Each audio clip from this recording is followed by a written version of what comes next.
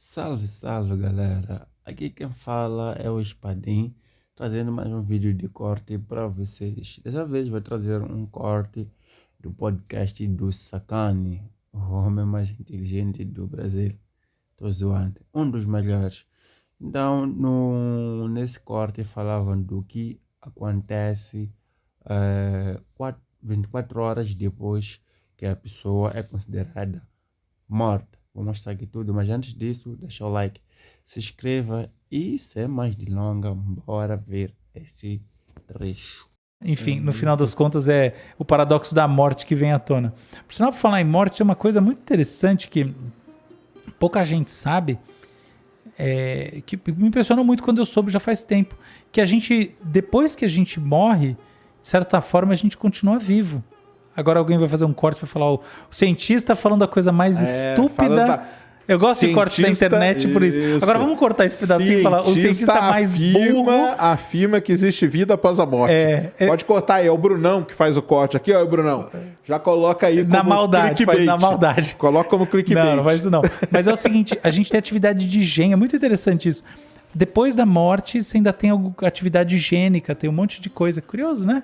É uma coisa que... Porque aí vai entrar naquela discussão que é o que é vida, o que é vida, né? Eu acho que essa é verdade, tem essa discussão bem filosófica, mas tem uma outra que é bem simples, mas que raios que esse gen está fazendo? Qual que é o sentido? Do ponto de vista estritamente evolucionário, qual que é a função de um gen que vai estar ativado, vai ativar depois que você morreu? Tá? A propósito, assim, a gente tem ativação biológica mais de 24 horas depois da morte. Caramba! Sério, cara? Isso muda o conceito do que é morrer? Na minha visão, não muda, tá? Na minha visão, a gente morre quando existe morte cerebral e ela é não só cerebral, mas ela é sistêmica. Enfim, para mim, o conceito de morte estabelecido hoje em dia, ele é suficiente. Entendi. Me parece. Mas... conceito biológico mesmo. Porque eu não acho que ele é um conceito biológico. Entendi. A morte, ele é mais um conceito médico-social, né? No final das contas, quando eu vou declarar que alguém morreu, eu vou declarar para alguém, né?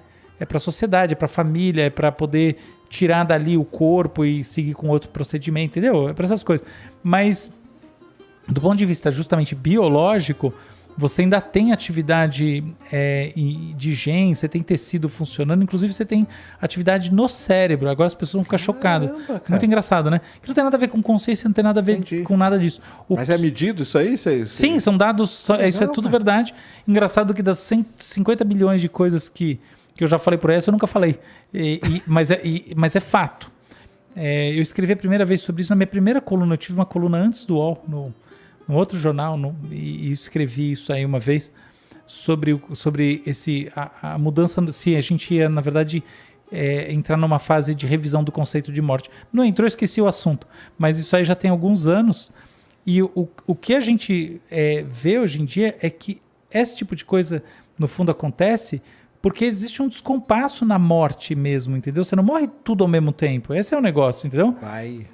Então, você tem morte cerebral, você tem o coração deixa de bater, você tem um monte de coisa que acontece num passo e outras estão acontecendo em outro passo. Porque, no final das contas, o organismo, ele tem processos como se fosse um data center, que acontecem também com dinâmicas diferentes.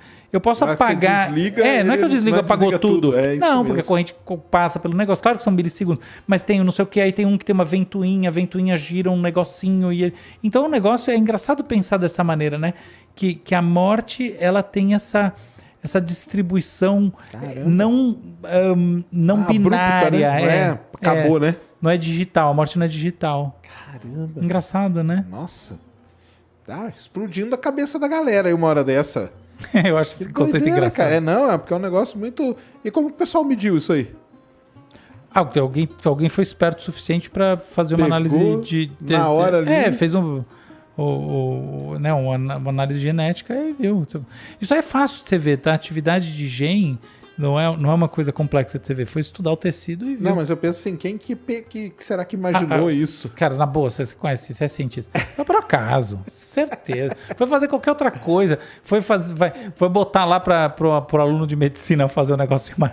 Vai estudar aí, mais cedo. Fala, caramba, o que tá acontecendo? Ô tio, olha o que eu tô vendo aqui, tio. Nossa. Foi exatamente um negócio desse. Não, muito engraçado, né? Engraçado não, mas é engraçado. E isso, se a gente parar pra ver, se conecta com a maneira como a gente nasce, né? Até todas essas discussões, também quero entrar em assunto polêmico, eu sei que assuntos polêmicos são uma roubada, mas sobre o que é a vida e também quando não, que é o que é a vida não é polêmico não, cara. Eu falo assim, o que é a vida é um negócio que até a gente entra naquela discussão, por exemplo, achar a vida em outro lugar, mas que tipo de vida? O que é vida? Isso aqui para você é uma bactéria, é vida? Então, e um conjunto de células é vida? Esse é o problema, então, né? Então, se você for ver, é a mesma coisa. Não, eu entendo a parte polêmica que você quer dizer, mas essa aí existe a gente não entra. Corte que ele é muito mais social, médico-social, né? Médico às vezes só social, porque a medicina é mais uma área instrumental da sociedade, muito importante, mas física também, sem física não tinha nada. Enfim, é isso. E o que importa é, a gente tem esse corte que é social, mas no final das contas é um processo que em si ele tem um continuismo, né? E a morte tem essa sua janela continuista também. É claro que são continuismos de duração diferente e não só de duração, de coordenação diferente, né? A morte, né? Pós-morte encefálica, né? O que você tem de resíduo de atividade biológica e molecular é algo que é quase estocástico, né? Quase não é estocástico, mas é isso. Não tem nenhuma função na orquestração do que vai acontecer depois que você morreu, porque não tem nenhum sentido adaptativo, nada disso. Então, eu nunca sofri pressão seletiva, não tem sentido nenhum na prática. Mas tá lá. Do outro lado, no nascimento, tem orquestração, sem dúvida. Mas a orquestração também começa num nível em que você não tem muito mais organização do que uma estrutura dessas de quando a pessoa está morrendo. Cara, uma das coisas assim, eu gosto de astronomia e tal, né? E o universo é um negócio assim, misterioso pra caramba, cheio de coisa. A gente descobre uma coisa nova quase cada dia, mas o cérebro é muito... São duas grandes metáforas, né, mais do que qualquer coisa, para a pequenez do nosso conhecimento, né? A gente sabe pouco, a gente acha que sabe muito sempre, mas daqui a 1000 anos, eu acredito que a humanidade vai estar aí daqui a 1000 anos, curiosidade para quem quiser saber, a gente vai saber pouco também. E tem essa discussão que é bem conhecida, né, sobre se isso é reflexo da nossa incapacidade intelectual como espécie para um problema desse tipo de complexidade, né? Tipo, tal como o chimpanzé não está habilitado para entender o funcionamento das abstrações, nós não estamos habilitados para entender o funcionamento do universo e do cérebro. Eu não sei bem se é por aí o papo, mas eu vou te dizer uma coisa. Eu acho que com nenhuma das ferramentas atuais de conhecimento a gente consegue entender, tá? Então isso eu acho mesmo. Entendi. Então eu vou dar um exemplo no caso do cérebro. Toda essa discussão sobre como a gente faz intervenção no cérebro passa, né, tipo, a neuroprotética, né, as Neuralink. Tem essa coisa toda aí, a gente já falou disso antes, mas tem muito assim, mais o pão queijo mesmo, por exemplo, a gente botar uma prótese dessas que, por exemplo, estão sendo agora desenvolvidas para, enfim, controle, não é bem uma prótese, né, mas enfim, para controle motor, que são coisas que estão sendo, né, feitas aí com mais sofisticação, cada vez mais sofisticação, botar esses marcapassos, essa coisa toda. Tudo isso, na verdade, eu vou falar uma coisa meio chocante, mas tudo isso não mexe diretamente com a mente. Pode parecer, mas não mexe. É ilusão. Mas aí então fala para nós, qual que é a diferença? A diferença é, eu tenho uma proxy para a mente. E essa proxy é o cérebro. Eu faço aquele negócio e a mente muda. Mas eu não sei exatamente quais são os elementos da mente dentro disso. E eu posso dizer assim, não, os elementos da mente são as conexões neurais. Isso não é bem verdade. Porque, por exemplo, se eu faço uma acupuntura muito bem feita, uma coisa assim, um relaxamento, eu também sinto na mente.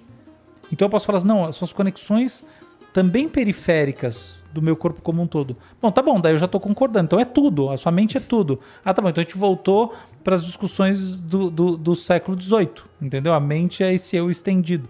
E que depois no século XX ganhou o seu formato sofisticado com a fenomenologia. Eu acho besteira, não é que eu acho besteira, mas eu acho isso aí também, esse papo todo meio, sabe, a mente, meio ultrapassado também. Eu acho que a verdade mesmo é que a gente está muito bom em mexer com proxies da mente e a gente está caminhando também para fazer uns autômatas que tem umas pseudomentes aí, que né, tipo uns algoritmos tipo GPT-3 que não são conscientes nem nada, mas eles fazem coisas que permitem estudar um pouco processos de aquisição de linguagem, processo disso, daquilo. Então é legal, mas a gente ainda não consegue, não entende, não sabe. Entendi. Não sabe mesmo, assim, simples assim.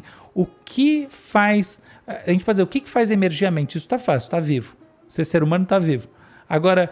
Daí para frente, como a gente consegue operacionalizar a mente diretamente sobre ela, sem passar pela esfera da própria mente, do anteparo da consciência e das camadas inconscientes, subconscientes, aí a gente não está sabendo ainda.